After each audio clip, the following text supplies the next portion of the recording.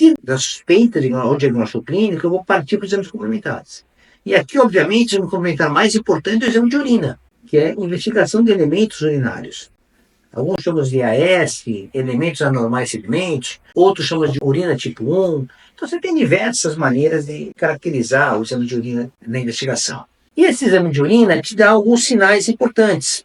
Vão te dar sinais de presença de leucócitos na urina, já que é infecção bacteriana. Somente quando a infecção urinária é baixa, a quantidade leucocitária, de leucocitúria é muito grande. Então são dados que ajudam muito.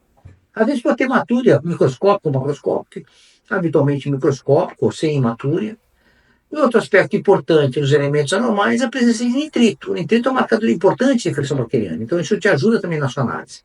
Então veja só, se eu tenho uma cistite no doente, você concorda que tem uma infecção bacteriana ativa e ele precisa inflamar a bexiga. Está claro isso? Então, na hora que ele inflama pelo processo infeccioso, pela infecção bacteriana, ele vai alterar a resposta celular dessa camada da bexiga. Então, é necessário que haja alguma coisa do ponto de vista de células na presença da urina. Por que eu estou alertando isso? Porque a gente vai discutir daqui a pouquinho um outro cenário diagnóstico que o exame de urina pode te ajudar muito na interpretação diagnóstica. Então isso é importante para vocês. Então, primeiro exame de urina simples, que é feito imediatamente. Você colhe a urina, o paciente colhe, faz no laboratório, rapidamente 5 minutos, 10 minutos, meia hora, uma hora que seja, você tem resultado na sua mão. Aqui alguns detalhes importantes. Quando eu estou investigando infecções bacterianas urinárias, vocês têm que saber que a região da genitália, da região de tal uretra, ela é contaminada, tem bactérias, tem Escherichia coli, tem Staphylococcus aureus, tem bactérias saprófitas lá. E aí lembrar sempre que o cuidado local é importante. Fazer higiene de local, no homem e na mulher, e eliminar o primeiro jato urinário. O paciente joga o jato urinário primeiro, despreza no vaso, e a partir da metade para o final da urina, ele colhe a urina. Isso tem que ser feito de rotina para todo mundo. Aqui tem um parênteses que alguns perguntam, mas senhor, se for uma infecção da próstata, prostatite, será que vale a pena colher o primeiro jato e comparar com o meio? Existe uma literatura que discute isso. Mas não é mais significante não, pessoal. Essa maneira de lidar com a coleta urinária, ela é boa para qualquer cenário. Aí você vai colher essa urina inicial, que é o nosso EAS, a urina tipo 1, e junto a ela você vai fazer a cultura urinária. Muito bem.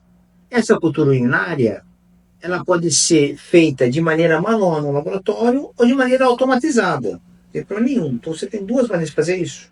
A maneira manual, ela vai gastar da equipe do laboratório pelo menos 2, 3 dias.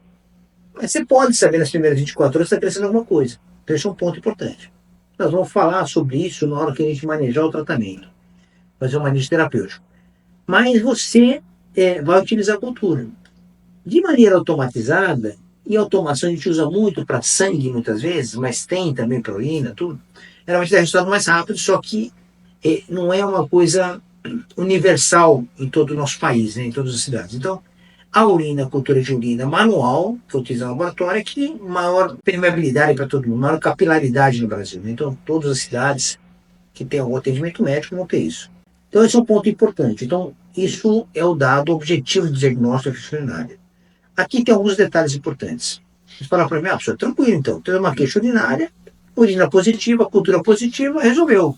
Bom, resolveu entre aspas. Por quê? Porque às vezes, pessoal, nós fazemos, o exame de urina é um exame muito simples, muito usado de maneira universal. Então, tem um custo baixo, tem uma informação importante, a negatividade dele ajuda. Então, você fala, você faz muito exame normal, sim, mas um negativo também é um resultado. Então não é só porque está positivo. Então urina negativa também te ajuda.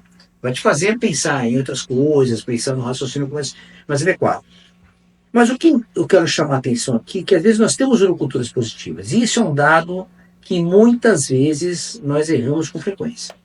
Eu falo nós para compreender nosso time de médicos e tal. Então assim, a gente tem que tomar cuidado. Porque para você valorizar uma cultura de urina positiva com uma bactéria isolada, você precisa ter uma queixa clínica. Então, se o seu doente não tem queixa clínica, e ele está consciente, não tem problema nenhum do estado mental, você tem que tomar cuidado em relação a isso. Essa entidade a gente não vai chamar de infecção urinária, nós vamos chamar de bacteriúria assintomática. Então, o conceito de bacteriúria assintomática é presença de bactéria na urina em pacientes sem sintomas de infecção urinária. Esse é o conceito. Mas falavam, senhor, pelo amor de Deus, o cara está com bactéria na urina, eu não vou tratar esse doente, tem bactéria bexiga na urina.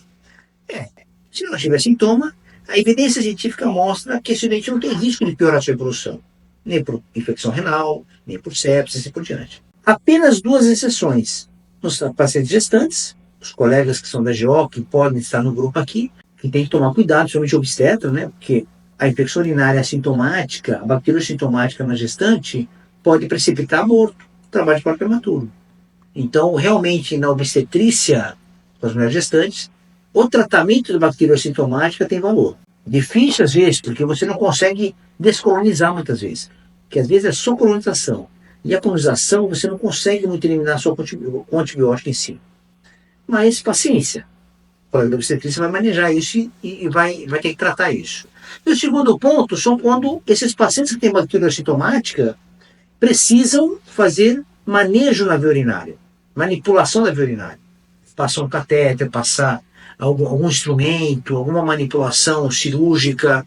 Então, é obrigatório que esses doentes também usem antibiótico, de preferência orientados a bactéria isolada pela urina.